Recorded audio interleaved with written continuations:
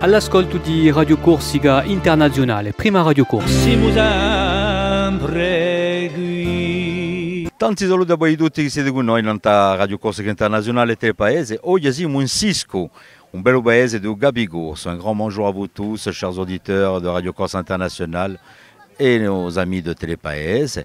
Nous sommes dans nos petites escapades avec l'équipe de Radio Corsica Internationale, avec Philippe Jam, dans le Cap Corse aujourd'hui. Et nous sommes du côté de Cisco pour notre estival. Nous allons débuter, comme vous pouvez voir derrière moi, nous avons le marché de Cisco. Nous reviendrons un peu plus tard dans cet estival. Mais pour l'instant, nous allons rejoindre le maire de Cisco, donc sur sa commune, pour nous parler de Cisco et de tous ses hameaux. Notre troisième estival, donc, comme vient de vous le dire Auguste, se passe à Cisco, dans le Cap Corse, avec bien entendu notre premier invité, Ange-Pierre Vivoni, qui est le maire de la commune. Bonjour Ange-Pierre.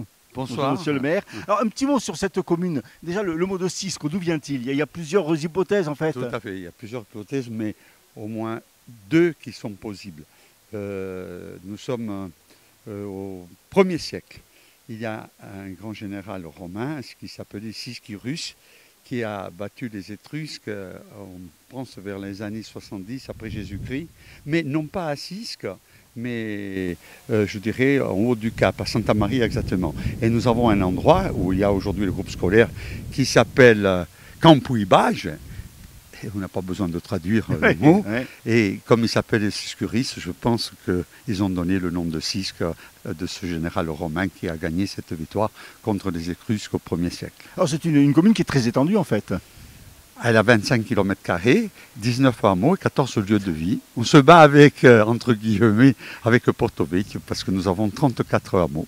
De la marine jusqu'à tout en haut, au pied de la montagne. Au pied de la montagne, c'est-à-dire vous partez, je dirais, à 0 mètre d'altitude de la mer, de l'altitude de la mer, jusqu'à arriver à 485 mètres d'altitude, qui est le dernier hameau, Petrapiane. Et chaque hameau a sa chapelle. Chaque hameau a sa chapelle. Donc ça fait pas mal de chapelles. De chapelles, de processions. Tout à fait. Et chaque hameau a son saint patron, je dirais. Voilà. Quel est un petit peu dans l'historique de Cisco? On cultivait des fleurs, c'est ça, je crois? On a cultivé aussi des fleurs pour faire je dirais des parfums. Des parfums. Ça avant à la fin du 19e, début du 20e. Mais surtout, c'était l'oignon et le lait cru de vache laitière. L'oignon qui est revenu un petit peu à la mode, hein, après une période de disette, on va dire. Pas de disette, parce qu'on ne cultivait plus. L'oignon voilà. de Cisque était connu jusqu'en Italie et même à travers l'Europe. Et aujourd'hui, c'est revenu. Il y a quelques tonnes d'oignons, mais moi, personnellement, j'ai connu qu'on ramassait plus de 200 tonnes d'oignons à Cisque. Alors, on parlait tout à l'heure des chapelles. Bon, la plus grande église, c'est Saint-Martin, bien entendu. C'est une église qui renferme de sacrés trésors. Vous nous aviez fait découvrir lors des journées du patrimoine, il y a de sacrées belles choses dans votre église. Ben oui, elles appartiennent, je dirais, c'est un patrimoine de l'humanité, hein, ça appartient un peu à tout le monde, parce que le pape, je ne dis pas Jean-Paul, c'est Paul II, qui est du XVe siècle, qui les a déclarées miraculeuses au XVe siècle, et elles sont arrivées à Cisque au milieu du XIIIe siècle. On dit 1255, mais cette date, je ne l'ai jamais trouvée, mais vous avez des coffrets du XIIIe siècle, ça, et ils sont classés au patrimoine national, bien évidemment. Alors c'est une commune qui est très dynamique avec du sport, de la culture. Il y a une salle des fêtes, il y a Pratica Lingua où on est aujourd'hui. C'est une commune qui est très dynamique. Bah, écoutez, on tâche, hein, c'est notre travail. Non, ce n'est pas l'impulsion du maire, c'est l'impulsion de tout le monde. Vous savez, un maire tout seul n'est rien. C'est comme le curé, s'il est seul dans son église, c'est exactement la même chose. Il a besoin de paroissiens, et lui, il a besoin de ses ouailles, le maire. Hein. Alors, dans votre commune, il y a aussi ce couvent. Où en est-on de ce couvent qui a été racheté, je crois, par la commune? Bah, pas tout à fait. Pas tout à fait. Pas tout à fait. Mais bon, bien évidemment, aujourd'hui, nous avons toutes les assurances qui sera à la commune dans les années à venir, et le plus tôt possible serait le mieux. Donc il y a des projets, qu'est-ce que vous allez faire de ce couvent? Ce sera un musée? Il y aura un musée, et puis tout autour, il y a 27 hectares qui arrivent jusqu'à la mer. Il y aura 27 hectares qui seront donnés, je dis bien, aux agriculteurs, mais par l'eau, comme une coopérative, comme c'était les anciens.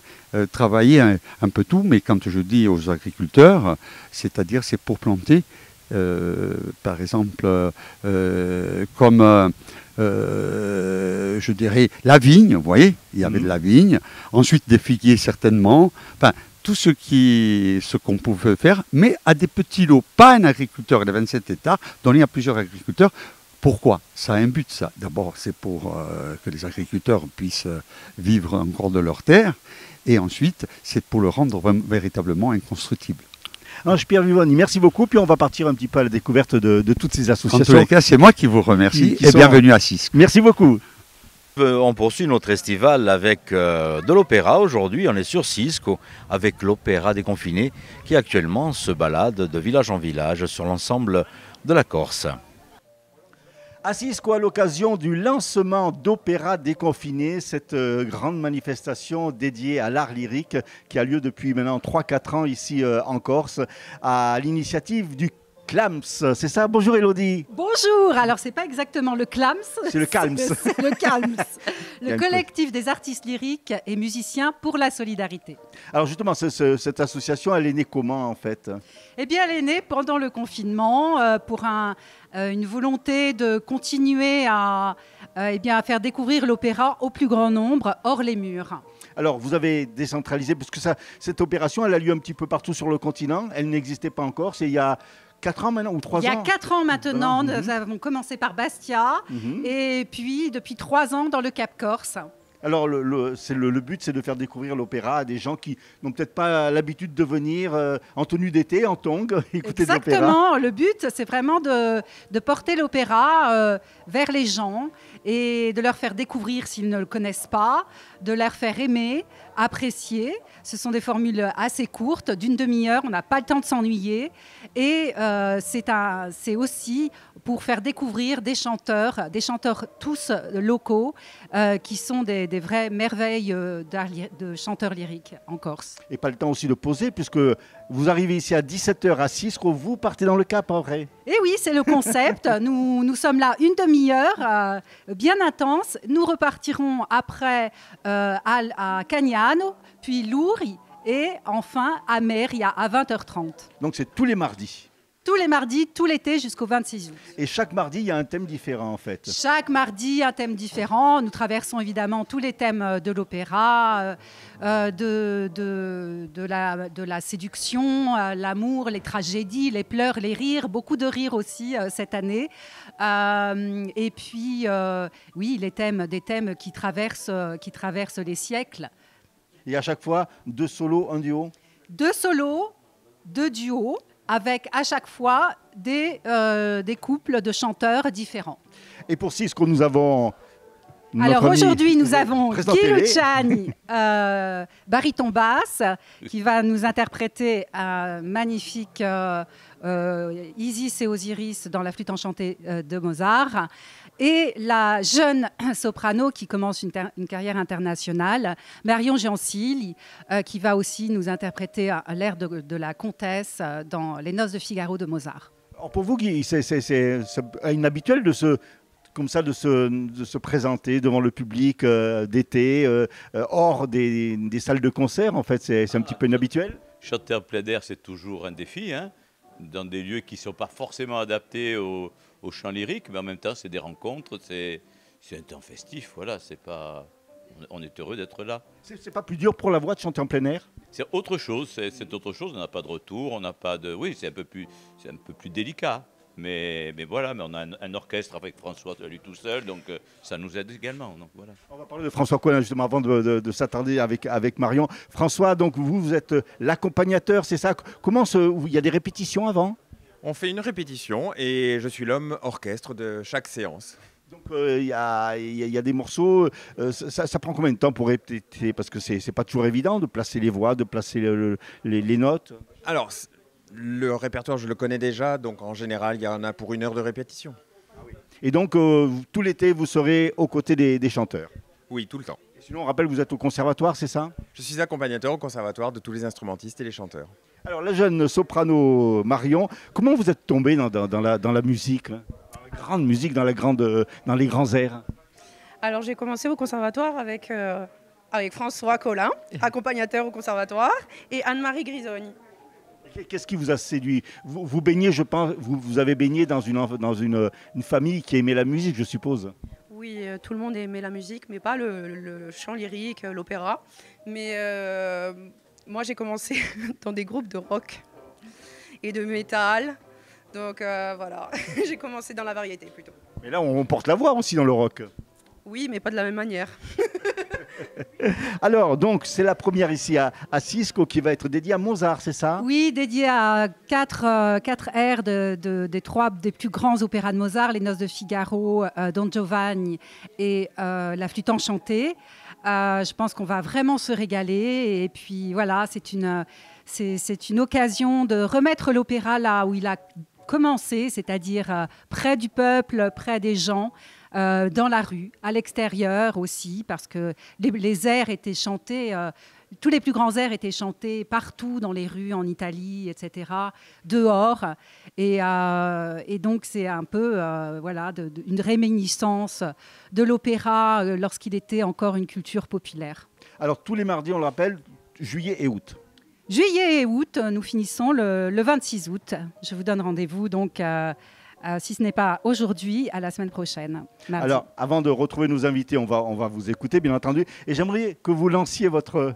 Ah eh bien, ouvrez vos fenêtres. Vous êtes à l'opéra. C'est l'heure d'opéra déconfiné.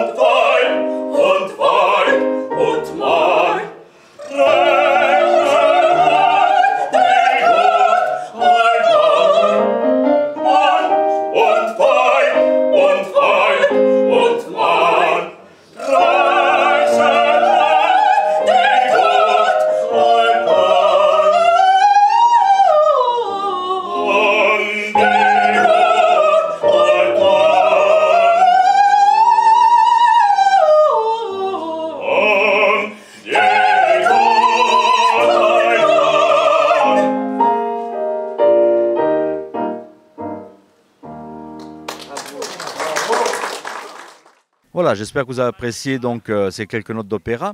On poursuit avec Pardigalingua qui est installé sur Cisco à côté de la salle des fêtes. Et c'est Jean-Louis Constant, le président de Pardigalingua de Cisco, qui est avec nous donc, sur Radio Corse International et sur Télépaese. La première d'opéra déconfiné, donc avec des petits extraits que vous venez d'entendre.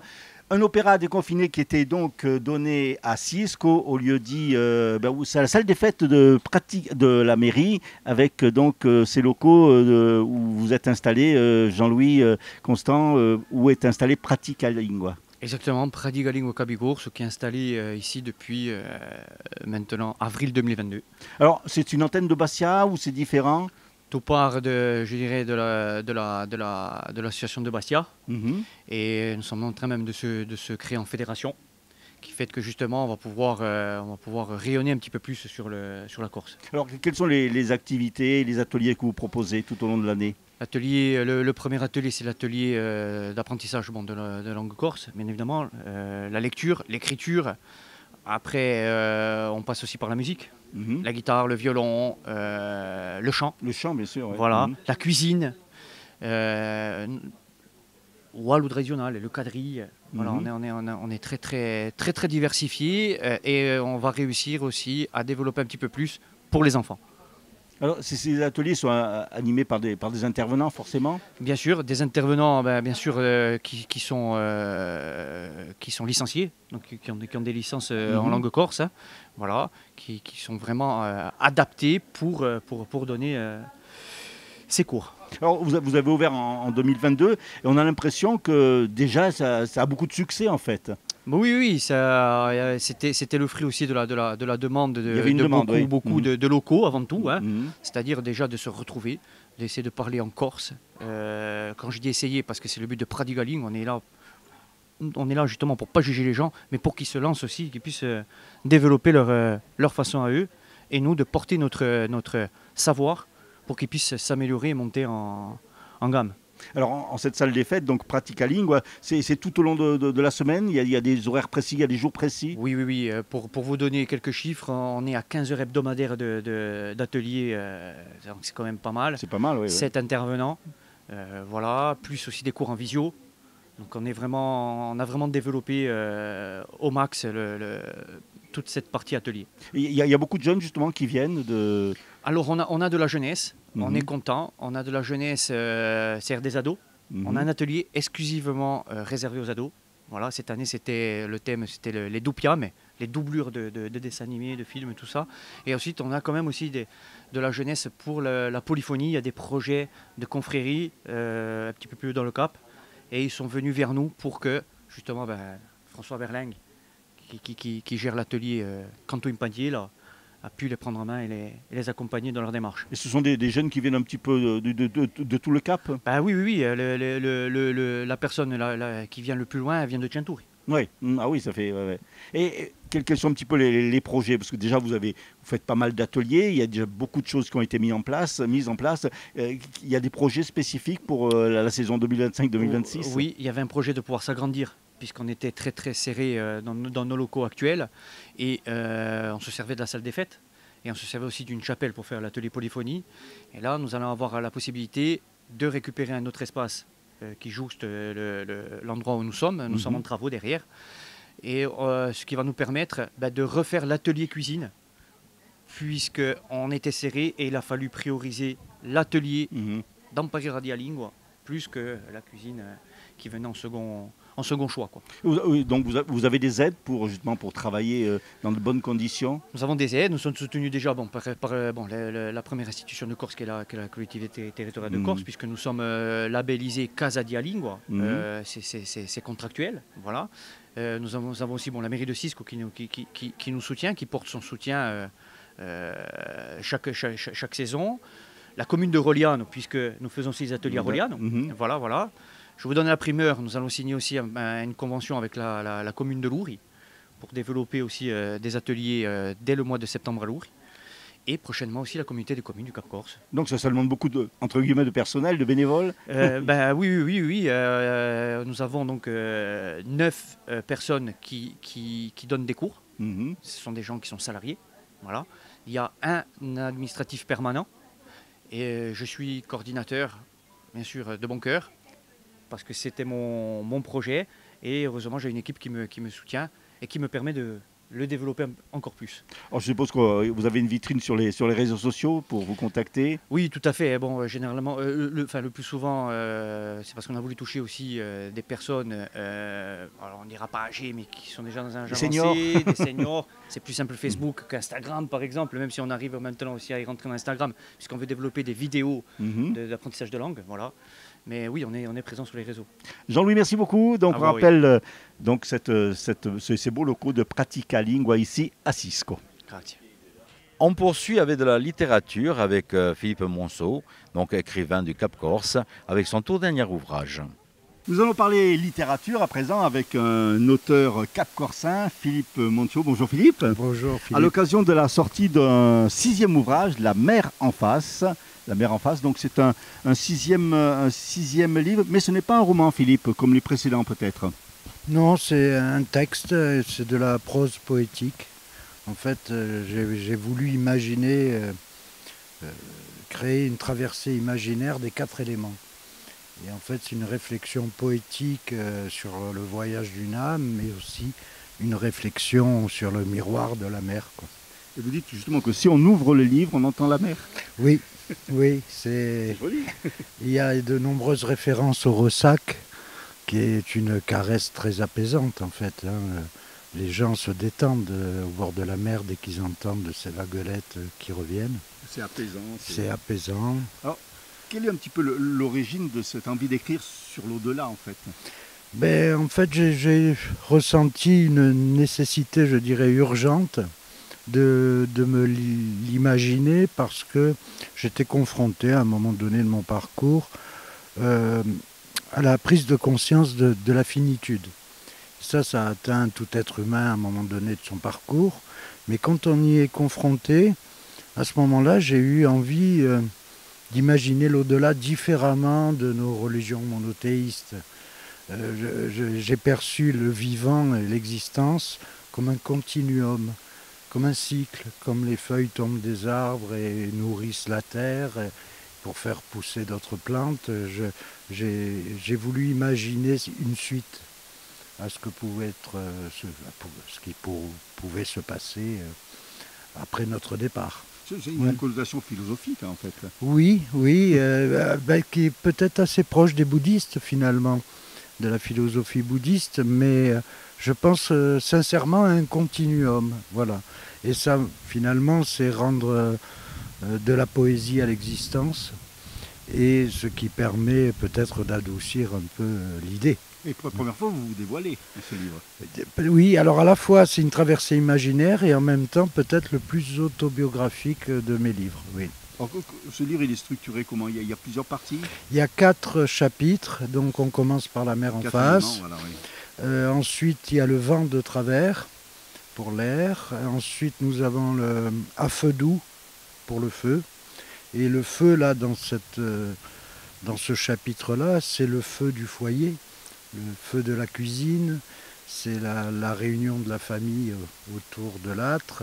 C'est dans ce sens-là que j'ai voulu le transmettre et c'est le chapitre où j'ai le plus parlé de mon enfance. Et ensuite le dernier, la terre d'argile et d'asile. Alors c'est votre 6e ouvrage, je suppose que du côté d'air, ça c'est pas le dernier. Ben non, il y en a d'autres en cours. Il y a déjà des projets dans les tiroirs? Oui, il y en a toujours. Il y en a qu'on abandonne et il y en a d'autres où on va au bout. Voilà, j'ai d'autres projets pour l'année prochaine. Vous aimez bien diversifier les genres, donc on peut s'attendre peut-être à autre chose qu'un roman de la philosophie? Oui, ben là j'ai 2 romans, un de science-fiction qui va apparaître chez Melmac, et puis je vais proposer aux éditions La Trace le Puerto Rico 1893, l'histoire d'une migration de Cap Corsin à Puerto Rico. Donc là, ça suggère pas mal de recherches dans les archives? Oui, beaucoup de recherches et voilà, j'ai appris des choses étonnantes. Là, c'est un peu d'actualité parce que j'ai vu qu'à Mourcil, ils allaient faire des conférences sur ce sujet-là. Par contre, dans tous les articles que j'ai lus, j'ai été très surpris qu'on occulte le fait que ce sont des pionniers, et c'était très répandu à l'époque, pas seulement pour les Cap Corsins, pour tout le monde, mais que chaque famille possédait une moyenne de 25 esclaves. Ah oui. Mais en fait, quand je lis des articles, à chaque fois ce petit détail est occulté, et je pense que ça fait partie de l'histoire. C'était à l'époque dans le monde entier que ça se passait comme ça. C'est pas spécifique aux pionniers corses, mais je pense que c'est bon de le redire aussi, parce que c'était une main-d'œuvre gratuite, et pour faire fortune, ça peut aider. Oui, forcément. On recherche aussi dans la science, puisque vous parlez de science-fiction, donc là aussi c'est un monde que vous connaissez, la science? Un petit peu, j'ai lu quelques ouvrages, mais par contre j'ai une culture cinématographique. Oui, j'aime beaucoup la science-fiction au cinéma, et je pense que j'ai dû aller puiser un petit peu à droite à gauche pour créer ce récit qui s'appelle Theia 623. À l'orée 2026, c'est ça? Voilà, premier semestre 2026 aux éditions Melmac à Marseille. Et voilà, c'est un peu les projets qui sont sur le feu, on va dire. On rappelle donc que ce 6e ouvrage, La mer en face, Philippe Monchot, édition La Trace. Merci beaucoup Philippe. Merci à toi. Voilà pour notre écrivain. Et on poursuit avec Pasquale Rossi, président de l'association Studianti d'una Vita, qui s'occupe de réhabiliter des chapelles et des monuments donc, sur toute la commune de Sisco et des environs. Nous sommes à présent avec Pasquale Rossi, le président de l'association Studianti d'una Vita. Pasquale, bonjour. Bonjour. Présentez-nous un petit peu cette association qui est composée de beaucoup de jeunes. Alors, cette association, elle est née en 2023. Voilà, on s'est regroupés, enfin, plusieurs personnes étaient motivées pour entretenir et restaurer une chapelle, la chapelle Saint-Jean-Baptiste. Et du coup, à un moment donné, il a fallu se mettre au travail. Donc, j'ai appelé un petit peu toutes ces personnes qui étaient motivées. On a structuré une association.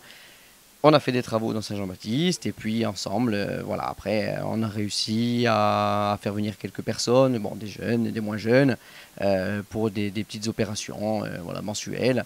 Alors, c'est un petit peu difficile, hein, par les temps qui courent, d'avoir des gens disponibles, même si ce n'est pas disponible au quotidien, mais ça reste quand même difficile. Donc, du coup voilà, on essaye quand même de se retrouver toujours entre 5 et 10 personnes pour faire une petite action de nettoyage, pour un entretien. Et puis, surtout, pour l'objectif initial, c'était quand même de réouvrir chaque chapelle de la commune. Alors, celles qui sont déjà entretenues par des associations, jackpot, on leur donne un coup de main et on participe à chaque fois qu'ils organisent une fête. Et ensuite, pour les autres chapelles, essayer de doucement, au fur et à mesure que les années passent, de les réouvrir et d'organiser une célébration, puis une petite fête qui aille avec. Il y a du boulot parce qu'il y a beaucoup de chapelles dans la commune. Il y a énormément de boulot, énormément de boulot.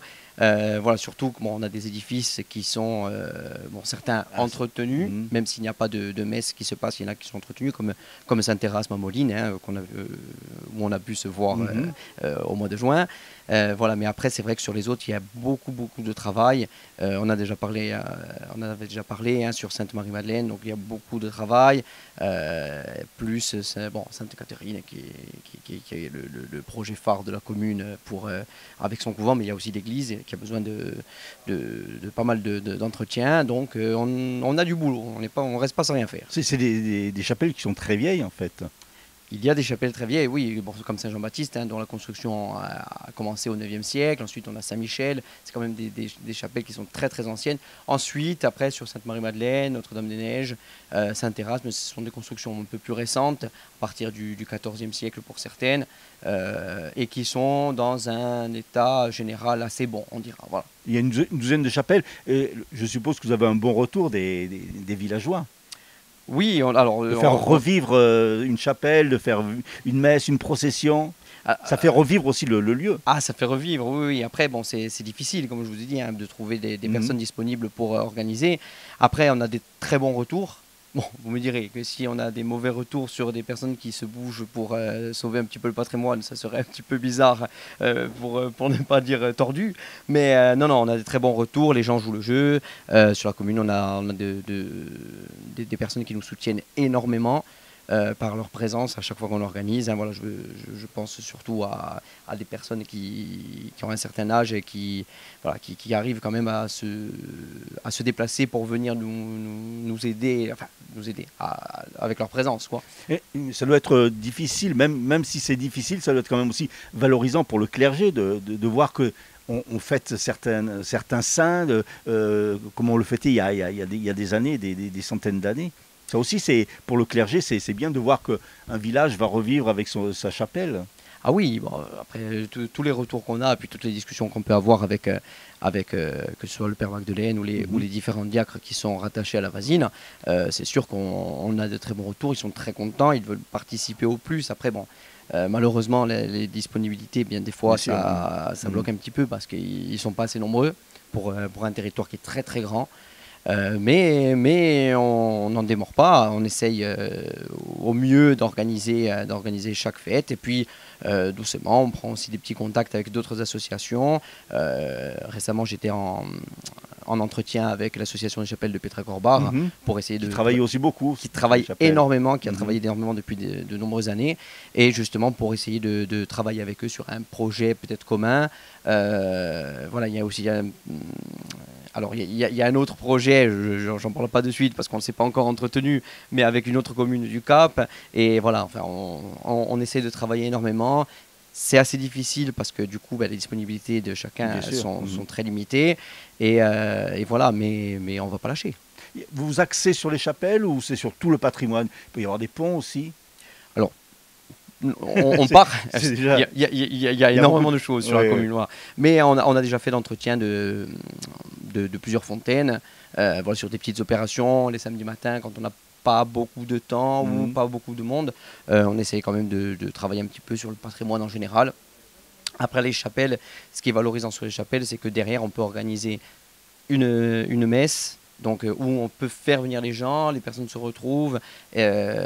Alors pas à chaque fois, mais on essaie d'organiser un petit quelque chose pour que les gens puissent profiter, selon les saisons aussi, parce qu'on est tributaire du temps, hein, que ce soit à cause du vent ou de la pluie pour l'hiver. Mais on essaye d'organiser au plus sur ça. Mais sinon, oui, les fontaines, les sentiers, là on est en train de travailler aussi avec la mairie et avec d'autres communes pour le tracé de la Via Santa Giulia, pour le pèlerinage de Santa Giulia. Donc voilà, ça va être en liaison avec des Italiens aussi, je pense. Exactement, exactement. Donc c'est un pèlerinage qui va partir de Calvi sur les hauteurs de la Balagne et qui arrivera jusqu'à Sisco. Et puis de Sisco ensuite partir à Bastia pour rejoindre l'Italie. Oui, il y a eu des ponts avec les associations italiennes justement pour exactement, ça. Oui. Et donc on en parlait à l'instant, je suppose que pour la mairie c'est aussi du pain béni de voir de telles associations qui travaillent pour la commune, pour le patrimoine, pour faire venir des touristes aussi, puisque ça attire.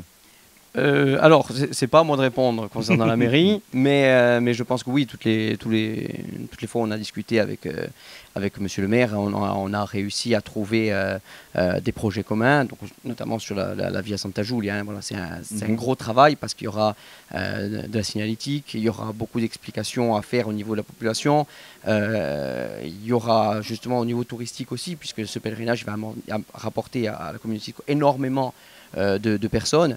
Donc voilà, il y a en dehors de l'aspect patrimoine, restauration et religieux, il y a aussi un aspect économique à moyen ou à long terme qu'il faut étudier. Et ça, c'est sûr qu'on a besoin d'un soutien de la mairie. D'ailleurs, c'est à la mairie de porter le projet. Pasquale Rossi, merci beaucoup. On rappelle donc que vous êtes le président de l'association Sorgenti di Vita. Voilà, comme je vous disais en début de cet festival, là, nous sommes sur le marché de Sisco, qui a lieu toutes les semaines, tous les mardis. Donc n'hésitez pas, si vous êtes du côté de Cap-Corse, à vous faire un petit détour. Et nous allons à la rencontre de quelques artisans de ce marché.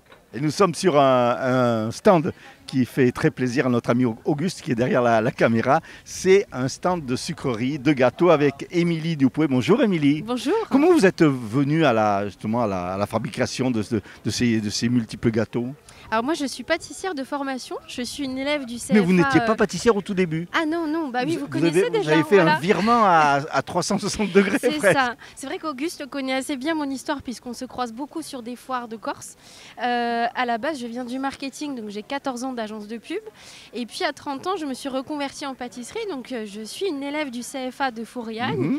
Et ensuite, je suis devenue pâtissière chez Leoncini à Bastia. Ah oui.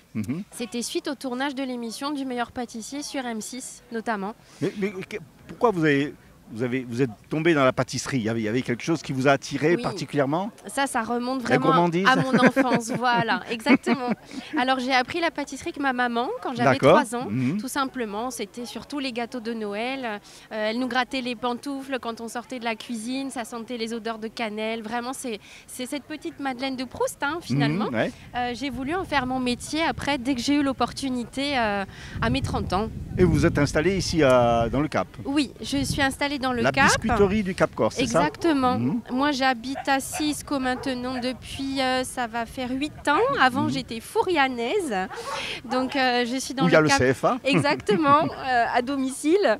Et maintenant, la biscuiterie, donc ça fait 5 ans que je l'ai créée sur Sisco et on est vraiment en grand développement. Et vous êtes spécialisée dans le sans gluten, c'est ça ? Exactement. Donc, c'est la seule biscuiterie de Corse certifiée biologique et certifiée sans gluten. Et on va valoriser dans toutes nos gammes de gâteaux les ingrédients identitaires du Cap Corse. C'est-à-dire ? L'immortel, la nébita, le romarin. On travaille avec Rémi Bartoletti là, sur le romarin. Et on travaille aussi en circuit court avec les autres producteurs locaux du Cap Corse. Et puis surtout de Sisco en priorité. On va travailler le cédra de Barrettali. Le muscat de patrimoine avec le domaine à Rennes. On va travailler aussi le miel de Marlène, qui est de Cisco également. Donc on va vraiment toujours valoriser le savoir-faire des artisans locaux du Cap Corse. Et vos produits, on peut les trouver, outre à Cisco, on peut les trouver un petit peu partout? Alors à Cisco, on peut effectivement les trouver à l'atelier de fabrication qu'on peut visiter aussi. Les portes sont ouvertes de l'atelier. Et puis on a 45 points de revente sur toute la Corse, 45 revendeurs. On a 10 bateaux de Corsica Ferries avec lesquels on travaille. Et on travaille aussi avec les aéroports de Corse. Et on a aussi la chance de travailler avec les hôtels 4 et 5 étoiles en Corse. Merci beaucoup, Émilie. Merci, c'est un plaisir. On va passer à la dégustation. Ah oui, avec plaisir. Avec Auguste.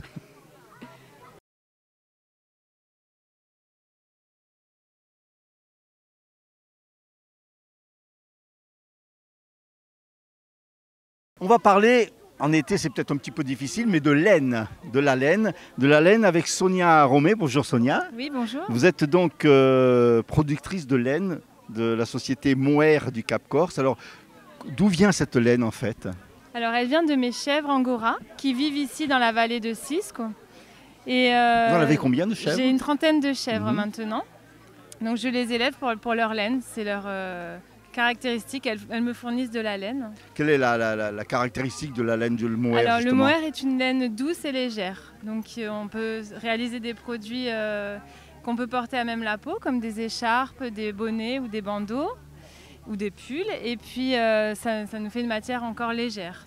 Donc en fait, vous êtes aussi bergère, oui, forcément. Tout à fait. Je m'occupe de mes chèvres au quotidien. Oui. Et ce sont des chèvres qui sont, par rapport aux chèvres traditionnelles qu'on trouve en Corse, elles sont spéciales, elles ont des caractéristiques? Alors elles sont assez calmes et dociles, donc c'est pour ça que je peux organiser des visites et on peut passer du temps avec le troupeau, parce qu'elles sont très proches des humains, puisqu'elles ont l'habitude d'être tondues 2 fois dans l'année. Donc c'est une chèvre très calme. Alors après la tonte, comment ça se passe pour produire la laine? Donc après la tonte, le jour de la tonte ici, on trie. On se met à plusieurs et on trie la laine pour lui enlever les végétaux, les déchets.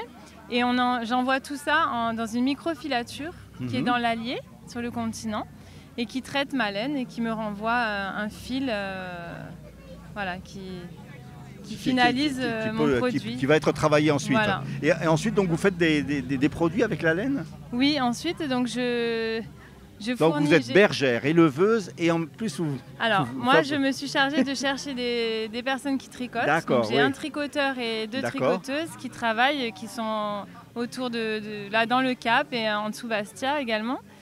Et 3 tisserandes qui sont entre Calacucci et Morciglia dans le Cap. Donc ça fait travailler beaucoup de monde en fait. Voilà, j'essaye de faire travailler les artisans d'ici parce que moi je ne peux pas tout faire. Bien sûr, oui. J'ai beaucoup de travail sur les terrains. Alors, quels sont les principaux articles qu'on fait en laine? Alors donc j'ai des petites écharpes, des bandeaux, des mitaines. J'essaie de faire des petits produits et aussi des grands produits comme les pulls, des châles ou des étoles. Et des tapis également. Voilà. Et puis je vends des pelotes. Bien sûr. Et j'ai commencé la teinture végétale il y a quelques semaines. Donc je propose maintenant de la couleur. Et où est-ce qu'on peut trouver vos produits?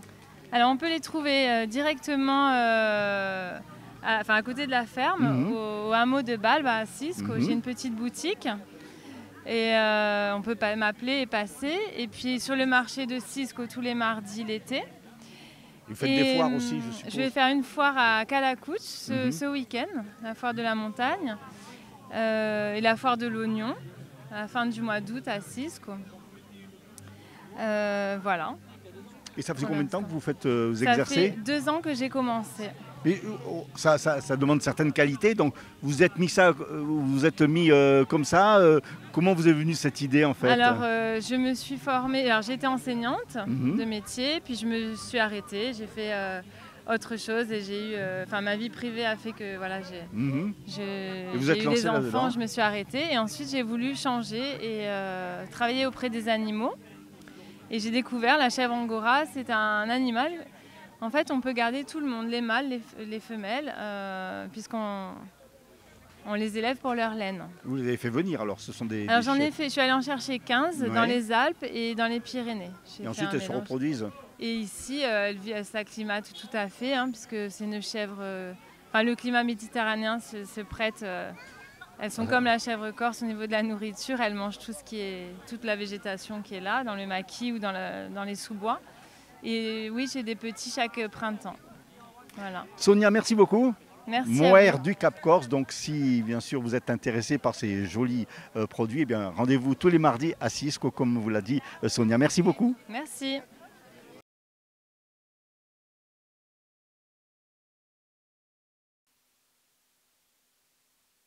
Voilà, on termine cet estival, bien entendu, sur le marché des producteurs, puisque tous les mardis, ici à Cisco, il y a le marché des producteurs. Et on ne peut pas parler de Cisco sans parler d'oignon, bien entendu, puisque l'oignon ici, c'est une religion. On va en parler avec Rémi Bartoletti. L'oignon ici, c'est une institution. Alors, ça a été un produit de consommation et une production sur la commune de Cisco, et même d'autres communes dans le Cap Corse. Et l'oignon de Cisco a été connu et reconnu parce qu'il a été exporté, à défaut d'autres communes qui le consommaient, qui le vendaient en local. Et il a été connu, je dirais, au niveau national au début, sur le fait qu'il était vendu à Marseille. Et quand on leur demandait d'où il venait, ils disaient c'est l'oignon qui vient de Cisco. Et il résonne encore comme ça. Mais c'est un oignon qui était produit dans tout le Cap Corse. Qu'est-ce qui fait un peu la spécificité de l'oignon de Cisco par rapport à un oignon ordinaire, on va dire? C'est un oignon qui est très doux, sucré. Et sa particularité, c'est que quand on le coupe, il ne pique pas les yeux. Voilà. Mais c'est vraiment un oignon très, encore une fois, très doux, très sucré. Un oignon blanc. Voilà, et vous êtes nombreux à produire des oignons ici sur la commune? Pas assez, malheureusement. Mais celui qui a relancé la culture de l'oignon, c'est M. Bardin, Olivier, voilà, qui, grâce à son oncle, a récupéré quelques graines et doucement a su augmenter la production de semences et produire plusieurs tonnes. Et il est toujours là à dire à d'autres des jeunes, voilà, on peut en vivre, venez essayer pour la production, augmenter la production. Alors c'est une production qui est toute à la main, voilà, plantée à la main, récoltée à la main, séchée sur champ. On est en train M. Bardin est en train de faire un IGP aussi. Oui. Voilà. Donc on va essayer de promouvoir un petit peu plus cet oignon qui aujourd'hui est connu sous l'oignon Roku. Voilà, l'oignon de Cisco passé sur l'oignon Roku. C'est un oignon qui s'exporte au-delà de la Corse? Oui, alors on a quelques personnes qui nous le prennent sur le continent, des restaurateurs, quelques tables, quelques marchés, quelques artisans aussi qui en font même des conserves, font des soupes à l'oignon à base d'oignon de Cisco. Justement, c'est un oignon qui peut se décliner sous plusieurs formes en fait. Tout à fait, cru, très bon, en cébette, oignon frais et voilà, et ensuite oignon sec qu'on peut garder, que nos anciens gardaient très longtemps. Alors après, aujourd'hui, on a des difficultés à le garder parce que le climat a changé. Oui, ah oui. Voilà, donc le fait que le climat ait changé, moi j'ai la même cave où mon grand-père gardait des oignons toute l'année. On n'arrive plus à les garder, c'est la même cave, c'est les mêmes conditions, c'est le même endroit et malheureusement... Il faut évoluer en fait. Le climat est devenu plus humide, le climat a changé et voilà, donc c'est très compliqué de garder des oignons comme le faisaient nos anciens. Alors aujourd'hui, dans le bas du frigo, ça se garde mieux. On le récolte quand l'oignon? À partir de... il est planté, on va dire, mars-avril, il faut 90 jours. Donc on le ramasse fin juin, juillet, voire début août pour ceux qui ont planté un peu plus tard. Et parallèlement, donc, vous faites des huiles essentielles aussi? Oui, moi je suis au début producteur d'huile essentielle, de plantes aromatiques et médicinales. Et donc en découle des huiles essentielles. J'y suis arrivé un petit peu sur le tard, à 43 ans. Et après plusieurs métiers, et mes grands-parents étaient des agriculteurs et c'est venu comme une logique, c'est là qu'il fallait être, et voilà. Donc à 43 ans, on ne peut pas démarrer comme à 20 ans. Oui. On a déjà une famille, et ce qui était, je dirais, ce qui permettait de subvenir aux besoins de la famille assez rapidement, vu que beaucoup de plantes aromatiques sont dans le maquis, comme le romarin, le myrte, le laurier. Il suffisait de construire une distillerie avant de faire des plantations. Pour devenir agriculteur, il faut planter. Et donc c'est devenu comme ça. Avec l'immortel aussi, bien sûr. Évidemment, celle qui est le plus connue, ça reste l'immortel. Ensuite, on a d'autres plantes qui sont prisées, comme le romarin, le myrte, qui sont vraiment des essences endémiques. Le romarin verbenone, chez nous, pousse naturellement, alors que d'autres sont obligés de le planter. Et aujourd'hui, ce sont des huiles qui, aujourd'hui avec la PROEC, l'association des producteurs d'huile essentielle de Corse, dont je fais partie, on est en train de faire l'IGP aussi sur l'immortel de Corse, l'huile essentielle immortelle de Corse. Oh, il faut beaucoup de plantes en fait pour faire un petit peu. Ratio, la moyenne, c'est pour une tonne, 1,8 litre, 2 litres. Ah oui. Voilà. Donc ça suppose une étendue assez vaste alors. Oui, c'est beaucoup de travail, oui. Ce qui fait aussi le prix, c'est ça. C'est le fait que c'est beaucoup de travail pour une toute petite quantité. Voilà, merci d'avoir passé ce petit moment en notre compagnie sur Télépaèse, sur Radio Corse International. Je rappelle que vous pouvez continuer à revoir cette émission en vidéo en version podcast sur notre site rci.websiteradio.co ou bien sur Télépaèse ou Stampa Paèse. Prochaine estivale, nous serons du côté d'Herbalonga, en vous souhaitant de passer de très bonnes vacances en Corse pour nos amis touristes. E tenete forte, ci troviamo da qui qualche tempo. All'ascolto di Radio Corsica Internazionale, prima Radio Corsica.